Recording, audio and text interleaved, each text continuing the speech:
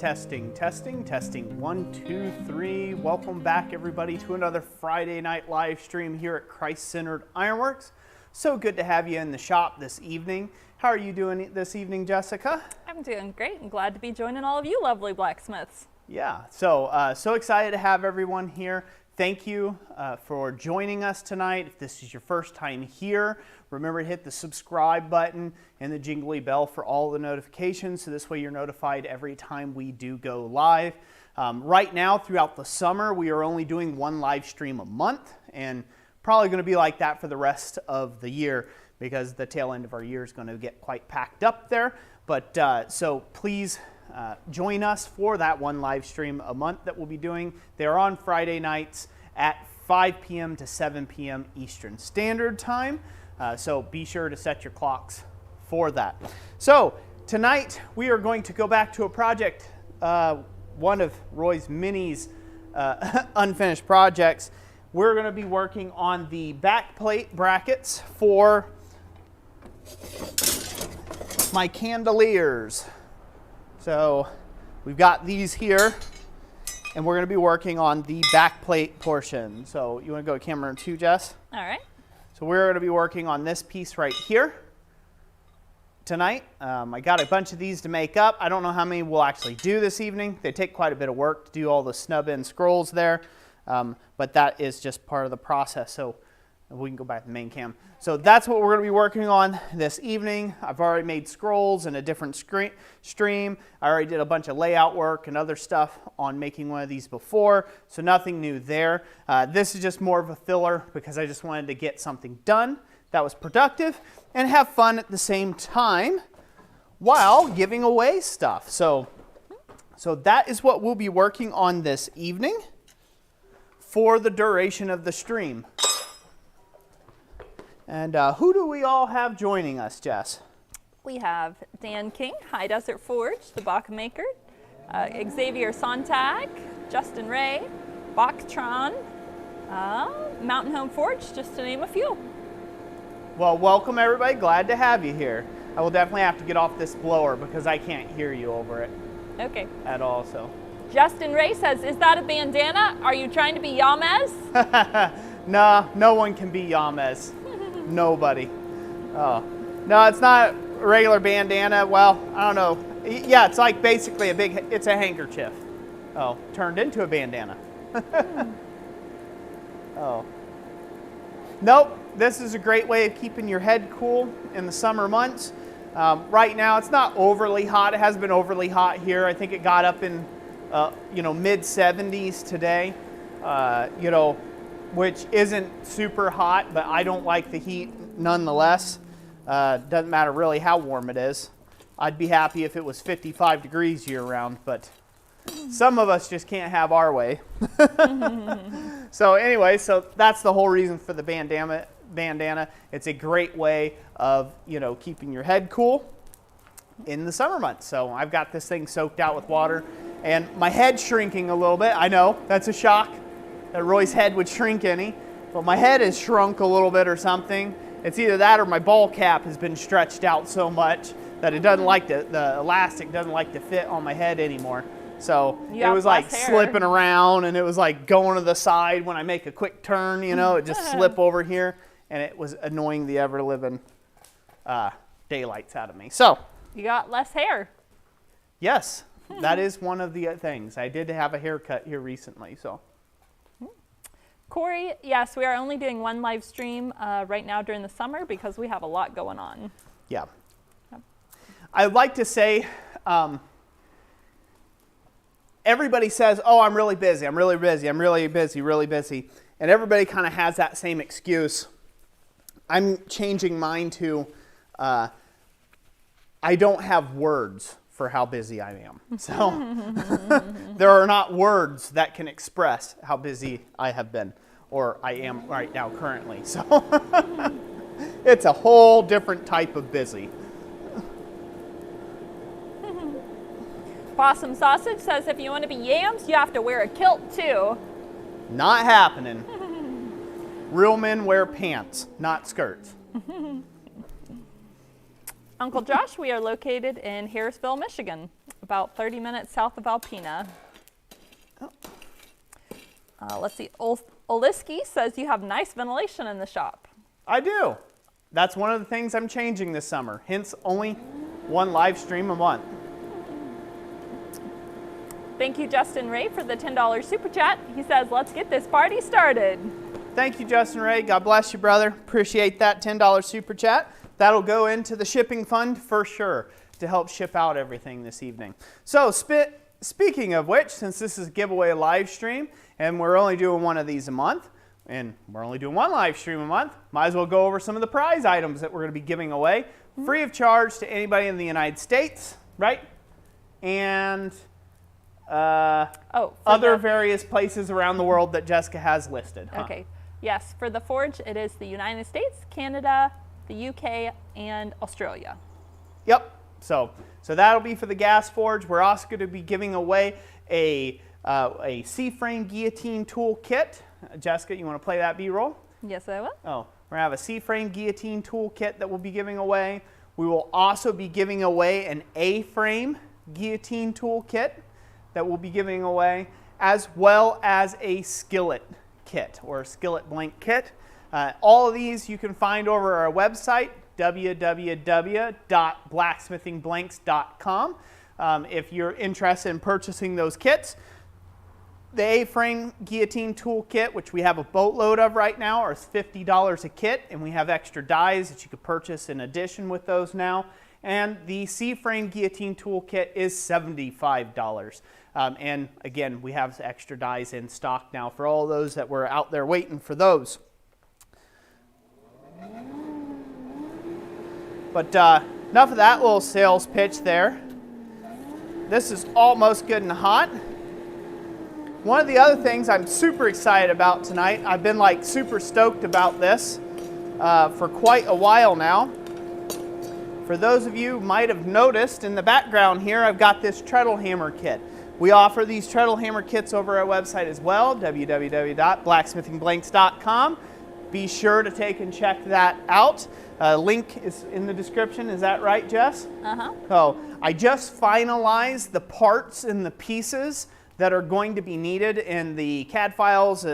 Just had all that finalized finally and figured out on the treadle hammer, the air assist for the treadle hammer kit. And so I just kind of got some stuff mocked up right now with the treadle hammer, and boy does it hit hard. And I do mean hard. Very hard. So super excited. This thing is going to be an absolute game changer for a ton of people out there. So for those of you that have already purchased a treadle hammer kit with us, thank you so much for that support. That has all went into being able to finish up the development on the air assist portion of this. And I was able to find a company to work with to be able to get the parts at a nice economical rate enough that we can then, you know, be able to offer a nice cheap kit altogether. I don't have the finalized price on the air upgrade option yet, but my goal is to get everything out the door under $750. So that is an air-powered power hammer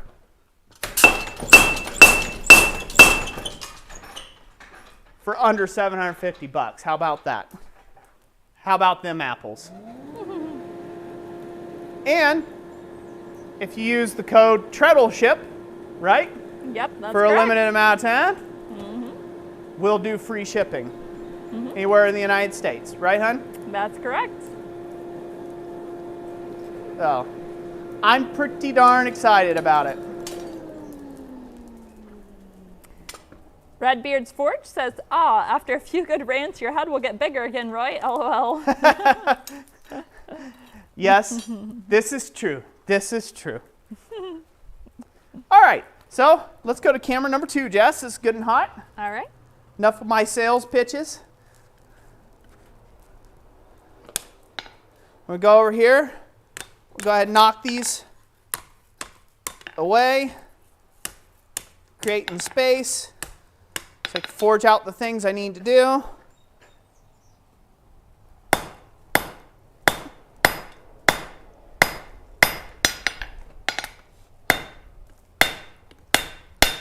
I'm going to have to get a better fitting pair of tongs.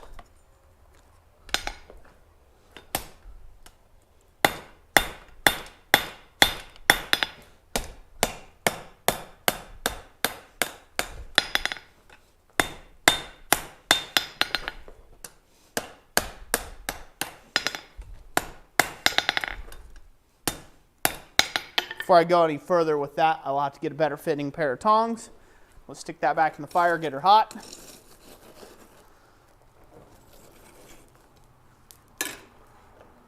And I will find a pair of tongs that'll fit that just a wee better.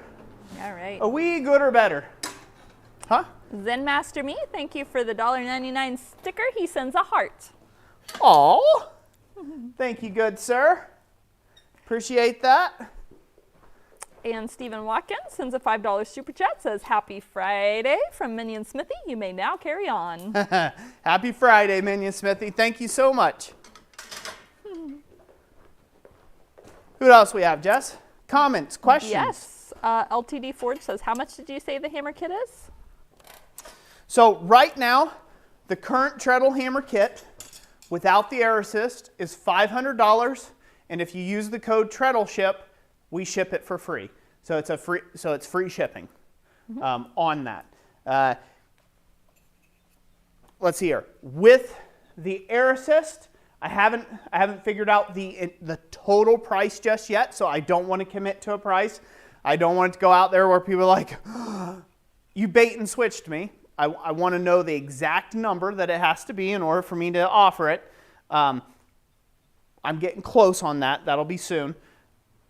After everything's said and done, I'm trying to keep the whole kit under the $750 amount altogether in total. And that is backwards compatible. So if you buy a treadle hammer kit, when the air assist comes available, everyone who's previously purchased a treadle hammer kit will get a notification first to have their first dibs on the actual air assist kit that will just be a drop-in option.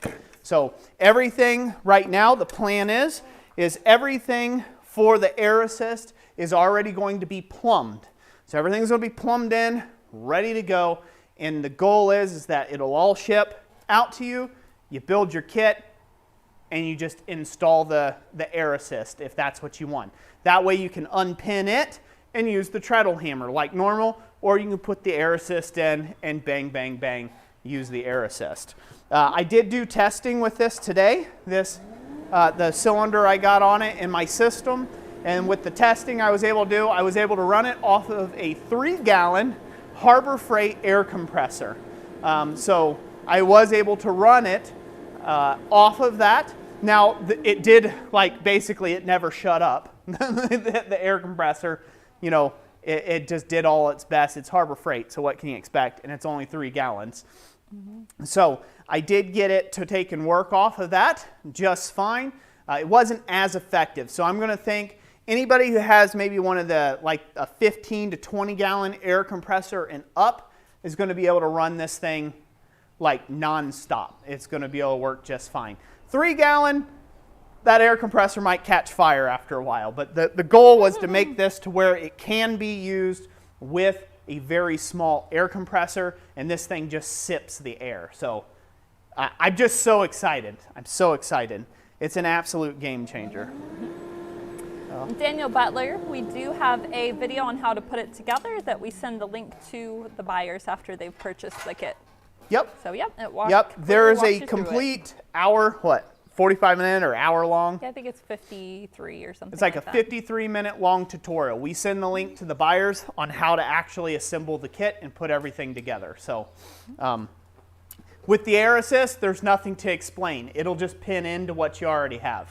I might do like a quick little 2-minute video showing you how that occurs, but all the plumbing should be done. You shouldn't have to do anything other than hook it up to your air source and pin it into the treadle hammer kit, and you're good to go. So, Jackson Deneau, we hope that it goes well for you. He's going to the urgent care to have a cyst lanced. What's that? He's going to the urgent care to have a cyst lanced. It's a 1.5 centimeter hole. And who is this? Jackson Deneau. Jackson, so sorry to hear that, brother. You'll be in our prayers. I hope it goes well for you.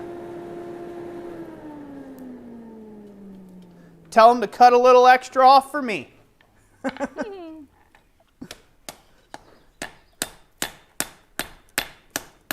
Camera number 2?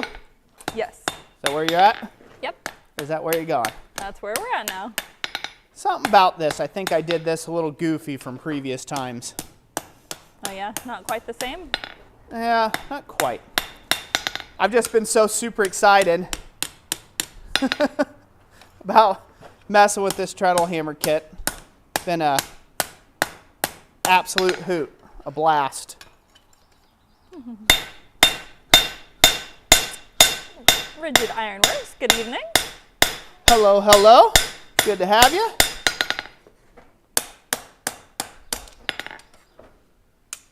So basically, this is a wash, rinse, repeat situation on these snub end scrolls.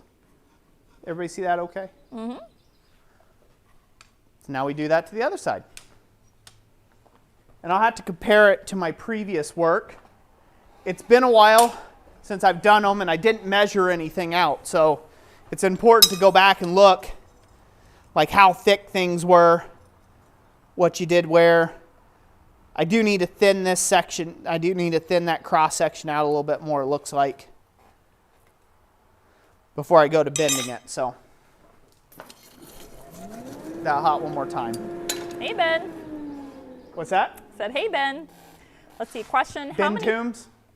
Strickland. Ben Strickland. Hello. Question, how many PSI will the hammer require?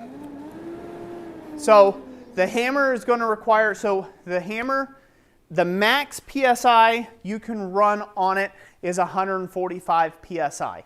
That's the max. That's what it maxes out at. That's what all the airline hose ratings and all that, to the best of my knowledge, are rated for. So it is my recommendation to run it about 100 PSI, or you could do 90 PSI, much like an air tool. The harder this is, I think this is cranked up to, like, this is sitting at 120 PSI. So it has a lot of wampum to it, that 120 PSI. But you can certainly get it done with less, with less air than that. When it was running on that little pancake air compressor, I was forging 3/8" rod at about 60 PSI. So at 60 PSI, I was hammering down and being able to forge out tapers on 3/8" rod pretty effectively and efficiently. So not, again, it just sips the air, sips the fuel. So Stephen Parsons said, I just had a thought. Roy, where's all your YouTube money? Where's all my YouTube money? It hasn't come in yet. This is the way I make my YouTube money, selling useful tools to people. Changing the world of blacksmithing forever.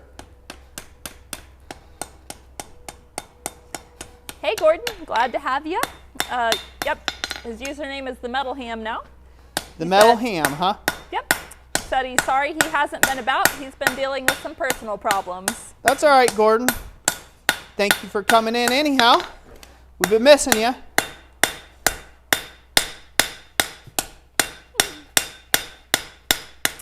Rigid, the weight of the treadle hammer kit is roughly 38 to 40 pounds package. It's 40 pounds of steel. The weight of the treadle hammer kit is 40 pounds of steel. It's like right now with all the fittings and everything, it's like 42 pounds is how much the whole thing weighs. Xavier, enjoyed the graduation. Thank you, Xavier, for dropping by. Wayne, GWI Railroad. Yeah, things are going well. Going very, very well. So. Short Bruscata says, I love your videos and streams. Thanks for helping me learn some great forging techniques. You're very welcome. Thank you for being here and being part of the channel. Neil Zagrin says, when is that axe video coming? Been waiting for a year. Wink. Soon. Very soon. I think I've said that for 2 years now, hasn't it? It might be, Brittingham Forge says, how accurate is the strike zone on the treadle hammer? Is there much play? So that's going to depend on how tight you set everything up. On my wall right here, the bottom board here is rotten out. So I got a lot of play in the wall itself. A lot of that's going to depend on how hard you affix things. I designed the kit to work off of a singular 2x4 stud. So if you had, say, a pole barn or pole building or a garage, like an unfinished garage that has some 2x4 wall studs, you could take and attach this kit to that, and it would take up the least amount of room in a small shop space as possible. Everybody on the globe just about has access to a 2x4. You know, it's a little hard with 4x4s or 4x6s, and those can get expensive and things, but just about everybody can afford to go out and grab a 2x4.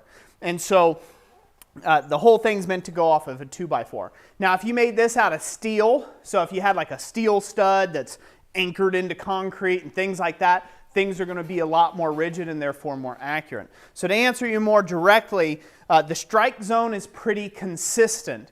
But just like with a regular hand hammer, because this is only gripped at its pivot point, just like a regular hand hammer, when you hit something off of an edge, so if you're at the edge of the hammer and hit it, it does have a glance to it. So it will hit, and as it's forcing down and trying to continue throughout the stroke, it will move over slightly and then come back up. So there is play in the hammerhead. The way I like to explain it and describe it, it's like having a striker work for you. A striker's never going to hit the same place twice, and neither will this hammer. This hammer is consistent. I'd say more consistent than a striker, but it's very similar to actually having a striker working and forging on a piece with you. So yes, there is play to it, and that's not really what this hammer is about. This hammer is not supposed to be perfectly accurate and getting hammer blows right up and down.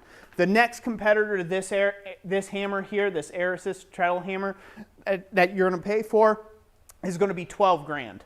So under 750 bucks or $12,000. Kind of take your pick. Pay 12 grand, you have perfect strikes every time. That's just kind of how it works, right? So I like to point that out because I don't want anybody to think I'm overselling it. Like you can get away from ever having to buy a brand new factory-made hammer from somebody someday. This is meant for the guy in his garage. This is meant for the guy who wants to save his elbows. Maybe somebody's coming back from carpal tunnel surgery, but they still want to forge. This is a great assist to that. Later on the stream, after I play around with this a little bit more, we might switch off and forge some more of this 5/8 inch square bar. It works that down very rapidly. We might go around to doing some of that and playing with this just a little bit more, just for fun. Just for fun, and I can showcase that. But 5/8 is a lot to move by hand. And if you had a whole bunch of pickets that you needed to draw out a point on the end of it with 5/8, you're not even going to break a sweat with this thing. It's just a toe tap, just enough to release that air to make the cylinder do what you need it to do. So that's who it's meant for. Camera number 2. Yep.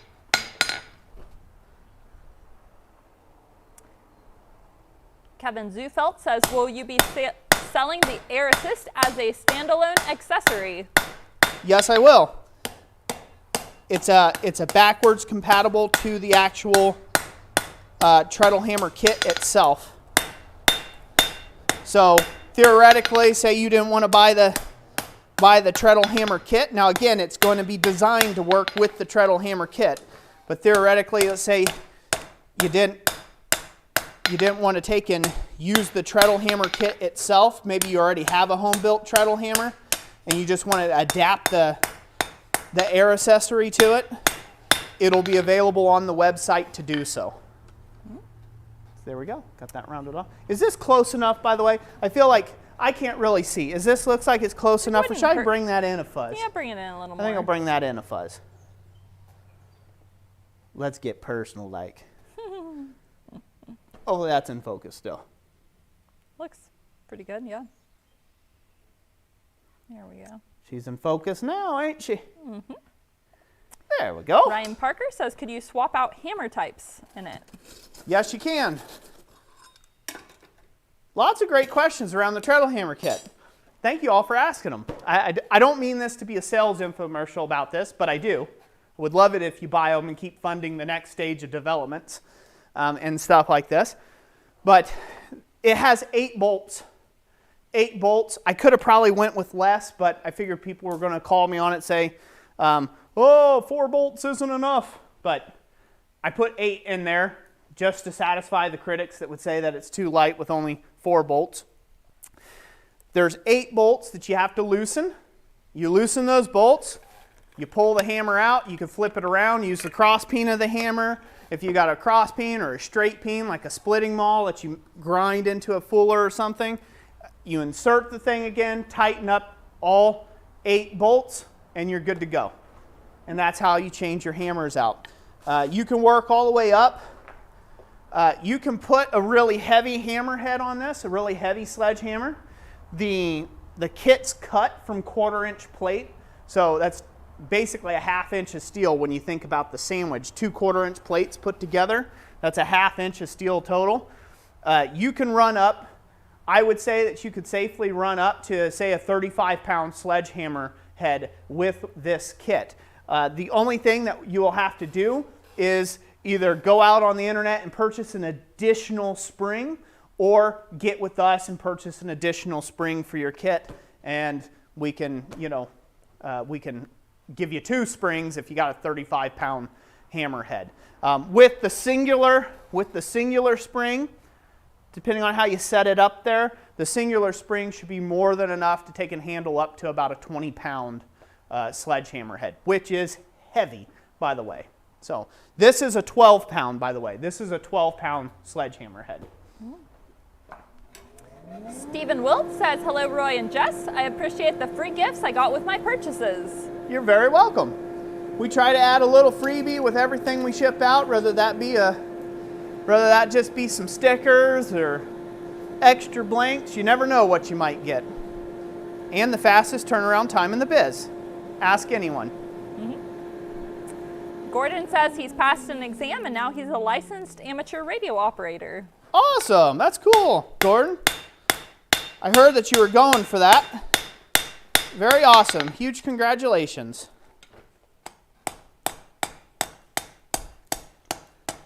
I don't know the first thing about it, so can't speak on it much, but it's always good to take and achieve your goals. I'm all for it. LTD Forge says, Roy, what do you think about making your own coal? Making my own coal, like charcoal? Because you can't really make your own coal. You make charcoal, but you can't make coal. Making my own charcoal. So, I am not a huge fan of charcoal. I like charcoal. I like the way it smells. It's okay to forge in, but generally the heats are a lot lower. It takes a lot more heats. It takes a lot more charcoal to do the same that I can do with coal or coke. So I much prefer the coal or coke myself. I worked with Tom Latney. I apprenticed with Tom Latney, and in his shop, he uses all charcoal. He's sandwiched right between an apartment and a grocery store, and he's got like this small strip building in town, and so he can't burn nasty sulfurous coal smoke and smoke out the 2 buildings to the left and right of him. So he burns charcoal, and it just smells like a barbecue grill around there, right? Like someone's grilling some steaks. As far as making it, if you have the time and you're doing it as a hobby and you don't have access to anything else, sure, go ahead and make it. It's not super hard to do. Tons of people have ways of doing it. Some of them are kind of convoluted. I just pile up a bunch of brush like the old timers do and bury it. You know, set it ablaze and then bury it and let it smoke over a week or 2, right? You know, that's how I would do it if I was going to do it, and then dig it all out. But to me, time is a bit like money here in the shop, so I'm always cautious of how I'm spending my time. I have everything between YouTube videos, regular custom order work, the CNC blacksmithing business now, of offering all the blanks to keep up with. I have all that to keep up with all my regular husbandly and fatherly duties as well. So me taking time to make 25 pounds of charcoal for a project just isn't going to happen. Mm-hmm.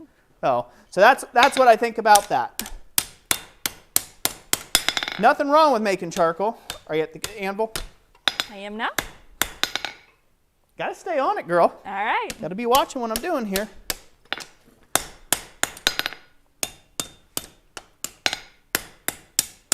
Danimals Creation says, Jess and Roy, good to see you guys. Got off work and making the 3.5-hour drive home to Oklahoma to be with my son and to wait for the forge that I'm gonna win tonight. That there, ladies and gentlemen, is a very confident individual.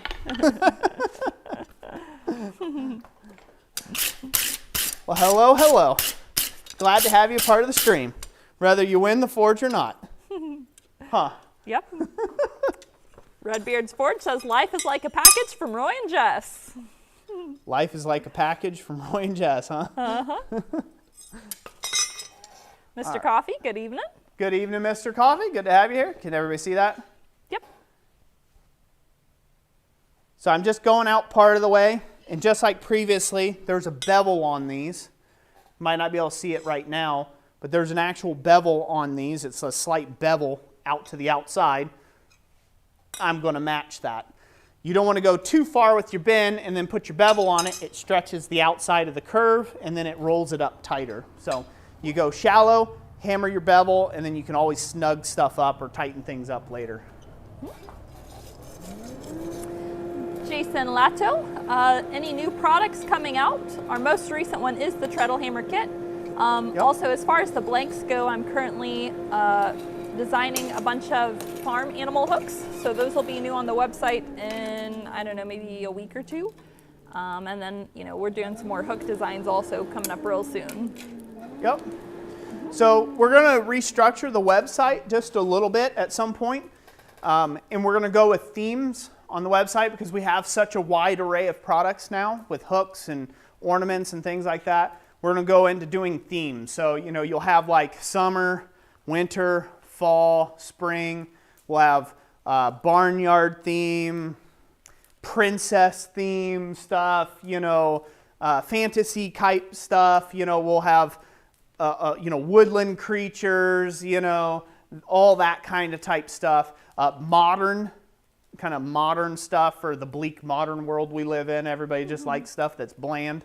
We'll have some bland stuff available. So we're going to have things categorized a little bit differently where there's themes and you just go to a particular theme that you're working in. So that's way for people who are buying our products to sell at markets and stuff like that, they can develop products and they don't have to go search through 150 listings to find each thing they want. They say, hey, I'm building out a whole entire cabin for somebody.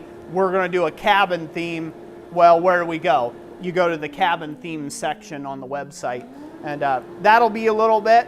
That'll be towards the middle, you know, late this year, late to tail end of this year.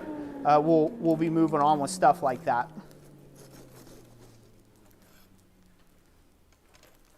Go to the anvil, please. All right. I'll have to start telling you now, just to make sure.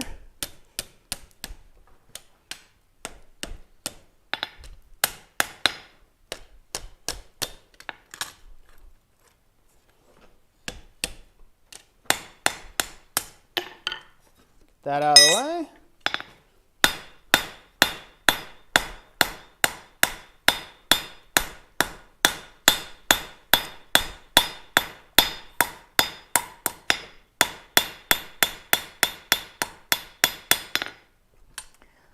For everyone who's new to the live stream, the way you'll enter to win Beautiful. the giveaway items is we will announce it and we'll give you a couple of minutes to enter a comment in, and then we will draw from everybody who's actively commenting. We'll draw a name and announce the winner. And then it'll have additional instructions down in the description on how to claim your prize. Can they see that okay? Yes. Good. All right, that one's rolled up tighter. You can see how much tighter that one got rolled up there. We're at the main cam? Mm-hmm. Yep. Okay. All right. Well, we've answered a lot of questions. We've done a lot of different stuff. We've done some forging now. Anybody have any blacksmithing related questions real quick before I do a quick giveaway thing? Shortbush Crusader says, I've been trying to get into Sanmai and Kumai. My 1095 steel has been cracking while hammering it out. Been bringing it to a golden yellow heat. Am I overheating it? And it's 1095. 1095. Mm-hmm. It's been cracking before it even gets to the point of welding. While hammering it out, that's what it says. While hammering out his Sanmai. His Sanmai stuff, his Damascus stuff. So higher carbon steels, not all, some are more forgiving, others are not forgiving at all. Higher carbon steels, they don't like staying at super high temperatures for long periods of time. You can take it up to a high temperature for a short period of time, but then you have a lot of thermocycling you need to take and do with it. So when you do a forge weld, all the grain structure is very large, and you need to do a couple thermal cycles after a forge weld to be able to bring that grain structure back down in smaller and smaller, more refined. Let's just call it that way. I don't want to get too technical here. You want to make it more refined. You do that by thermocycling the piece, bringing it up to its critical temperature and then letting it cool until it falls down below like a red heat, basically black. Once it falls back down to a black heat, then you can do the same thing, and you should be able to do that. All welds, I would stress this, if they are critical, like they're going to be something in life-saving, like they're in a chain or something like that, might get tugged on and really stressed out. All welds in forge welding should be post-treated, heat-treated after welding, because the very act of welding, everything is growing in grain. All the grain growth is going bigger and bigger and bigger, and then instead of you having these really nice tight bonds between the iron, you have all these really loose bonds in here. And then you're shifting those, and it turns them into a shear plane, and then you have cracks and stress risers and things like that. So it's my suggestion to you that you take things to a high heat to get everything forge welded in as least a heats as possible to do the forge welding that's necessary. And then when you start drawing things out and you're confident that everything's consolidated into one piece, you can then start working into cooler temperatures and take it up to maybe like a bright orange, like a dull yellow, and stop hitting on it past like a cherry red temperature. That temperature is a little different for everybody. And if I could show it on screen to you, I would say this color right here. So on screen, are we camera number 2? Mm-hmm. So on screen, this right here is probably the hottest you want to take and be forging the high carbon steel at after you've done some welding and you've done those normalization heats like I said, and we'll let this cool down to where you're going to stop hitting it. It's hitting about cherry red right now, and just a little bit beyond that, just about before, as you can see, it's starting to fade off that color, quit hammering on it, put it back in the fire. And that should help eliminate some of your stress cracking issues. Hey, Big Dog Forge. Hey, Tim. Good to have you. Welcome, welcome. Eric Morris says, what are the pros and cons of a ribbon burner? Is it really as good as they say? Yes and no. Pros and cons.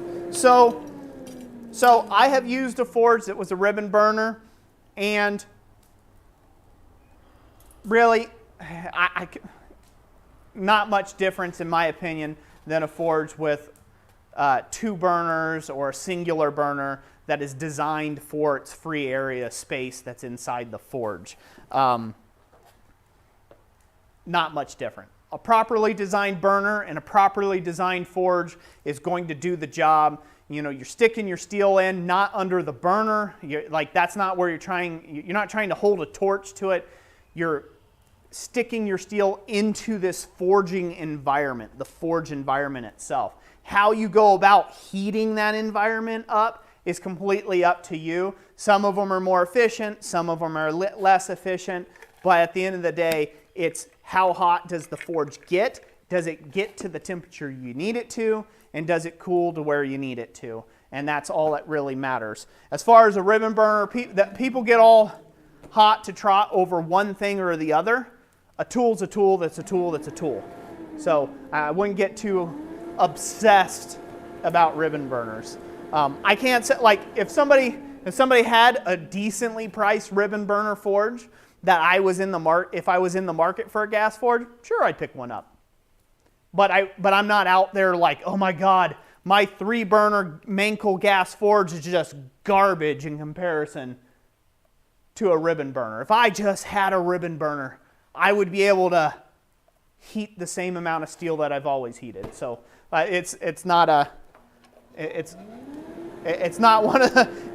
one of those things for me. Tools in a professional mindset, tools are there to help you get a job done. They're not there to be the one-all, beat-all, and all other tools bow to one said tool. That's just not how it works. At least not at my shop. Some people's shop maybe. Go to the anvil, Jess. Shop Please, Cat's thank Forge. you. Thank you for the kitty cat sticker. Thank you so much for that support. Bar Run Forge says he's lurking. Uh-oh, we got a lurker. He's a lurker. Hilo says, do you have any tips on building your own belt grinder? I have built my own belt grinder. I will say, build the frame as robust as possible. And when in doubt, cheat and use somebody else's tracking wheel systems.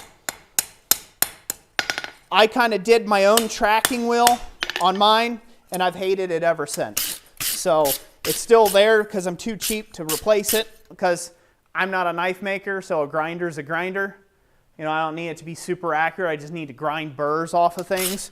So for me, it's fine. But if you're going to have the pursuit of knife making, and that's kind of that's your bag, it would be my suggestion that you go ahead and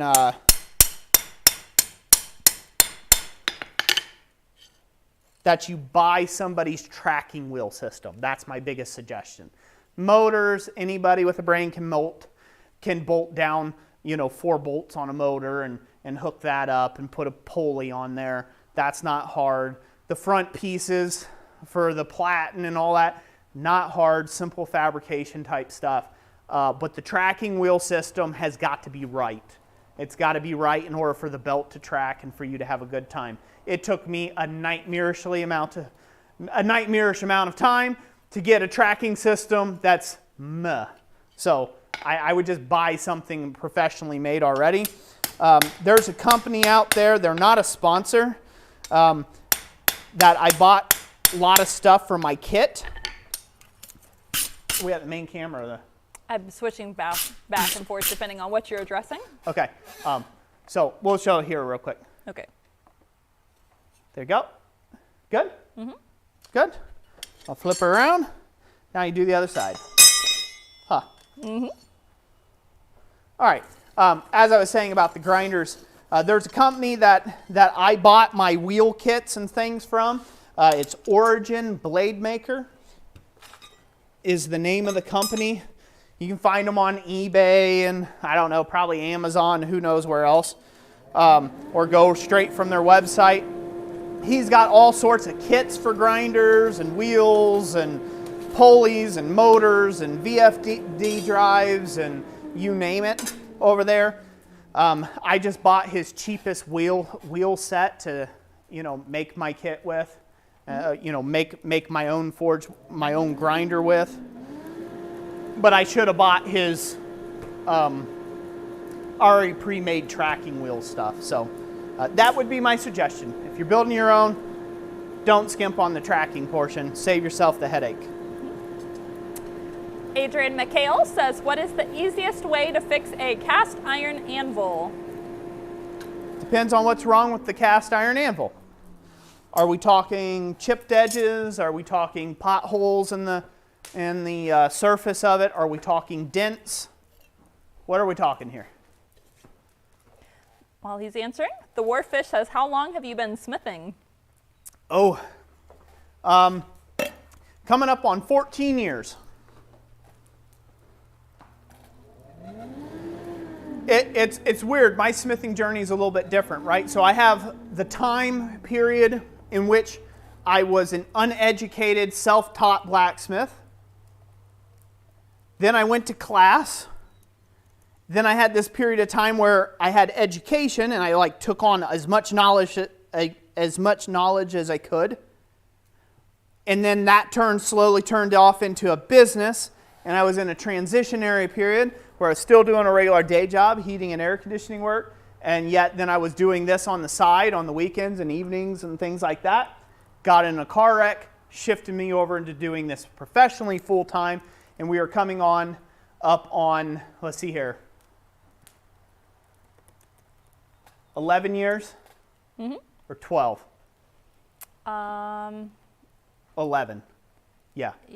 Right Yeah. around. Yeah, we're coming up on 11 years. So we're coming up on 11 years in business as a full-time professional blacksmith. So 11 years, yes. So Jonathan Sherwood says 14 years. That's awesome. yeah, it's a very long time. Not as long as some, which is interesting. If you'll indulge me for a minute, and then we'll give away some things. This is the Roy Ramp section of the stream. Not really. It's not really a Roy Ramp. But if you'll indulge me for a moment. I had a thought the other day I was thinking about when it comes to time frame, right? When you ask somebody how long they've been smithing for. And with age, generally with something like, if you ask somebody like, how long have you worked for Coca-Cola, right? In whatever position, whatever job, right? Floor manager, guy who feeds the machine, or stamping out Coke cans, or whatever it may be, okay? Generally, it comes with the larger the amount of time comes with a larger amount of experience and or professionalism at that particular task, right? You know, if you ask a master electrician how long they've been doing it for, and they say 50 years, they've seen some stuff. They've probably learned more about wiring houses and commercial job sites than you've ever even known to thought about just yet, right? And they're on their way out, okay? It correlates, it's real close.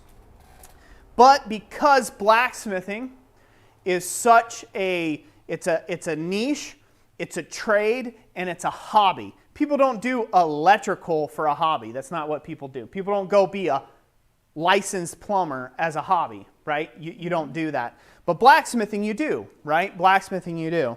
And so sometimes you'll get around online forums or in-group people and stuff, and you'll have that gray-headed guy who's been in it for 45 years. He's like, oh, I've been a blacksmith for 45 years. He's identified himself as a blacksmith for 45 years. Well, what did you do? Were you a professional blacksmith at the time? Because you think, well, 45 years in, he must know a thing or two, right? He's seen a thing or two. Well, that 45 years, he might have worked for GM. And he only played every other weekend and sometimes on holidays in the forge, in the shop for that 45 years. That is a lot different than if you ask somebody who has 4 years in the craft who does it 365 days a year, right? Mm-hmm. That's doing it as a profession, that they're eat, sleep, breathe, drink the craft of blacksmithing.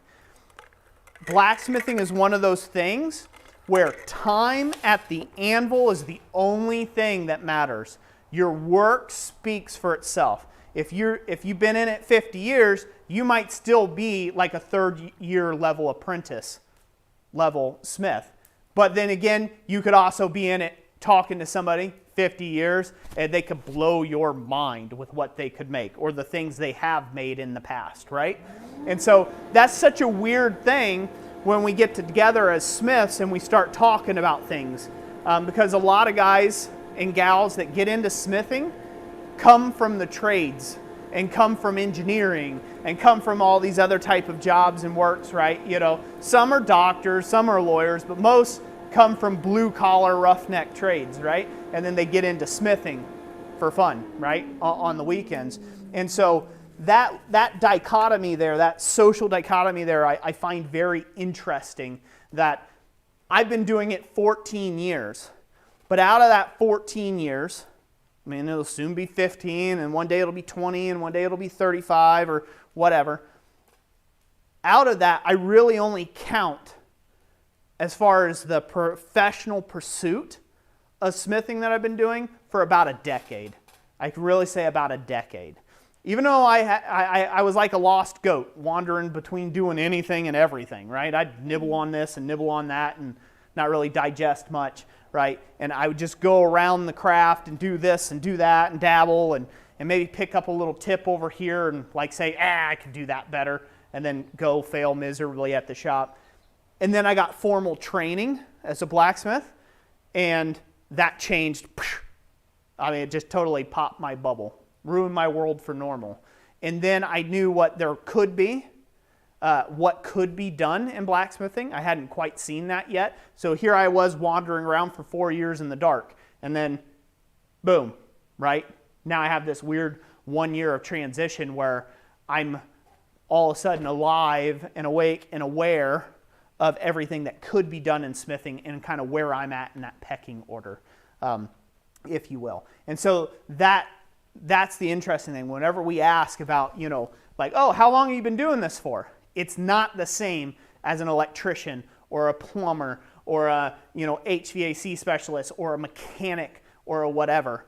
It's not the same. It's not the same thing. Because you'll find guys say, I've been doing this 25 years. And they're going about making a bottle opener literally the most slowest way you could make a bottle opener on earth, you know, because they've been doing it for 20, they've been watching some stuff, right, occasionally working on the weekend for 20 years, but they're not the same as somebody who maybe only has 8 years in the craft, but they've spent those 8 years married to the anvil and married to the forge. It's one of those interesting trades where there's no bluffing your way to the top. There's not. So if you use that, I've been in it 50 years, you better be prepared to be like Mac Daddy awesome. Because if you're not, you're just kind of making a fool of it, because the work speaks for itself after that amount of time. This is hot. I'm going to take this heat, then we're going to give away a guillotine tool. Sound good? Sounds good. Let's go to the anvil, please.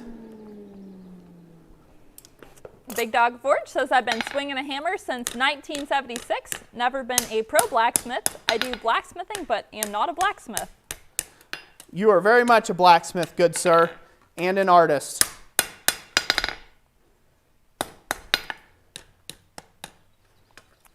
Kevin says, I got into blacksmithing because I needed something that wasn't coding, my day job. I certainly am a hobby smith, but it's a great craft to learn. I bent those legs the wrong way. Oh no. And again, that's not, take my words for what they are, by the way, ladies and gents. I'm not knocking anybody for the work that they do, okay? Not knocking anybody for the work that they do. You can do other things. You don't have to be a professional smith to be able to consider yourself a blacksmith or any of that other stuff, okay? All I'm saying is be wary of your information out there that you get, because there's people out there that like to brag. Again, they like to bluff their way to the top. They like to say, hey, I've been doing this 57 years, young man, you better listen up. I know all. In some online forum somewhere, right? But then when you go to their Facebook page or go try to look at their website or something, you see stuff that belongs on beginner for blacksmithing for beginners, right? And again, they claim that they've done it all, right? They built the 16th chapel. And they snow, we call it the liar's bench. At least that's what we used to call it at SOFA, was the liar's bench. A whole bunch of gray-headed guys that, worked in various factory jobs and this and that, whatever, all their lives, but they've always kind of hung out around the club, and they're the first ones to tell you back in their day, they used to forge 1,000 of those in an hour and, go to the forge uphill both ways. And, one day I'm going to do that. Oh man, the tales I'm going to tell when I get to be like 75 plus. I'm just going to lose my mind. I'm going to be an absolute, I don't think you'll be able to trust anything that comes out of my mouth then. I'm going to purposely go down that route. Like, well, there was this basilica back in 1922. You're like, you can't be that old, Roy. Shut up, kid. This is my story. Oh, all right. We ready to give something away? We Is are. everybody excited? Everybody's Yes, they done are. listening to my jaunts? I don't know. Somebody said that your Roy rant made his day. Oh, I'm glad that's making your day. Oh. We'll get back into that after we give one of these A-frame guillotines. 16th, yes. He said 16th chapel. Yeah. 16. 16 chapels. The 16th chapel. You caught on, didn't you? Good. See, I'm already preparing. I'm You are. practicing. That's what this is. This is all practice. Dress rehearsal when I'm 80. They'll be like, the 16th chapel? What's the 16th chapel?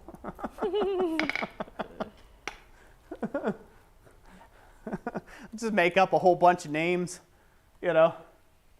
Luigi Vanderbilt was a friend of mine. Like, who the hell's Luigi Vanderbilt? There's no such thing. I'm sure there probably is somebody who's named out there like that. So I apologize. We ready? We are. Which type did you say we're giving away? The A-frame guillotine. The Are you on it, girl? Come on. I am on it. Gotta get on. I do. I am pinning it so that way people can easily see. All right. So we're going to give away the A-frame guillotine toolkit. We sell these, again, over our website. You all already know the drift already. You can check the link for it down in the description down below. We're going to go ahead and give one of these away right now, and then we'll probably give away a skillet kit, and then we'll save the C-frame guillotine tool for just a little bit later. Okie dokie. Sound good? Sounds good. All right. So the way you win, if you will, all you have to do is drop your comment in the comment section down below. Just go ahead and talk it up, chat it up, include guillotine in something that you're saying, and we'll pull one name at random. Sound good? That's correct. Yeah, sounds good. All right. In 3, 2, 1, go.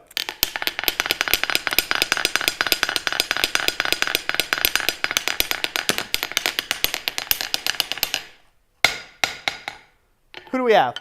All right, we landed on Adrian McCall with guillotine tool. Adrian McCall, congratulations. You are the winner of the A-frame guillotine toolkit. And are we on the main cam, by the way? We are, yes. Okay, just making sure. All right, set that out of the way. Did you show the pre-roll of that A-frame? I sure did. Okay. All right.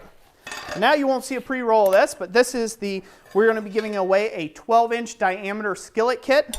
Again, we sell these over our website, www.blacksmithingblanks.com. Be sure to check that out in the description. We're going to be giving one of these away now. Easy peasy.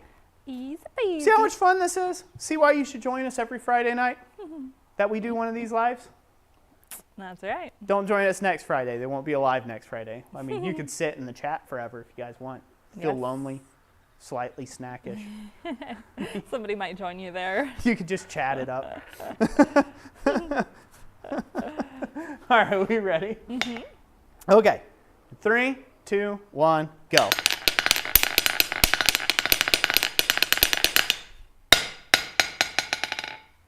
Who do we have? All right, we have PE Duelist with skillet kit would be great too. P.E. Doulis, congratulations. You are the winner of the 12-inch diameter skillet kit there, good sir.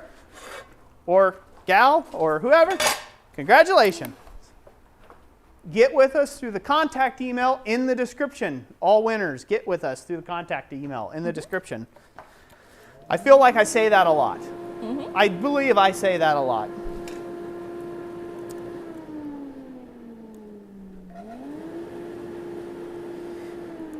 Yeah, so to go back to my little long-winded rant there, and then we'll get on to some questions. I want to answer some questions real quick. That's basically ready to go. But to get back to that, the reason why I think about these things is because I demonstrate, right? I'm going to be demonstrating at some conferences. I teach classes, blacksmithing classes. I sometimes have private classes here as well. People can sign up for those, and then we place them in our schedule when I can fit someone in. And it's interesting, the diverse group of people that I get to meet, of smiths, right?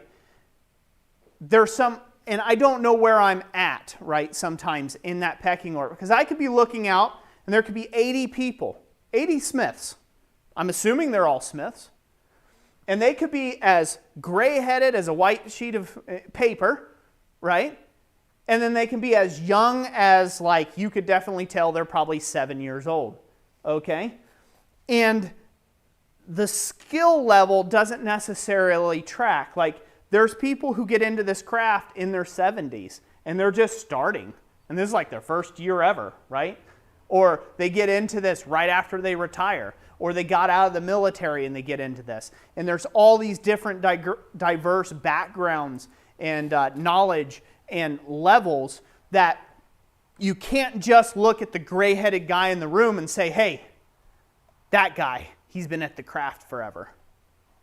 It's a weird thing, because as a demonstrator and as a presenter, right? For the longest, when I was a bit younger and when I first started presenting, it was always, I look out for that kind of that head nod, right? I can't see anything here. I'm looking at a camera, okay? I can't see you. You can see me. There might be 100 faces watching me right now with their screens or not paying attention and scrolling Facebook. I don't know. But when you're in front of a crowd of people, right, that first thing is kind of where I'd put myself in check. So I would say something. I'm like, okay, I'm going to draw this out, and this is why I like to taper this like so. And then I would kind of, just to make sure my information was somewhat correct, I would look out into the crowd and see if I didn't have an old guy going, that boy, nope, he's telling them wrong, right? I would look for that, kind of like those facial cues to see if I was on the correct path. And what I learned real quick is sometimes it's a thing about public speaking. They say that sometimes you can fixate on a particular portion, both intentionally for good or bad. Unintentionally, you can single out somebody that looks comfortable, that doesn't look cross, right? And that helps you get through the nerves of presenting. And you go up and ask somebody, it's like, oh, was I telling it right? Like, I don't know. This is my first time ever blacksmithing. It's like, it's like, so it doesn't necessarily translate the same. Now I don't do that as much. Now I'm just kind of, well, everybody thinks I'm arrogant, so I'll just say I'm arrogant enough. I've been at it long enough. I know what I know. I stay in my lane, basically. And so somebody asks me a really oddball question, I'll be like, that's not my field of study, so don't care. Or I can answer to my best ability, my honest ability, and I can usually point somebody in the correct direction of who they need to field their questions with. Let's go to the anvil, Jess. All right. But it's definitely it's just a different vibe like that. It's hard to tell these days.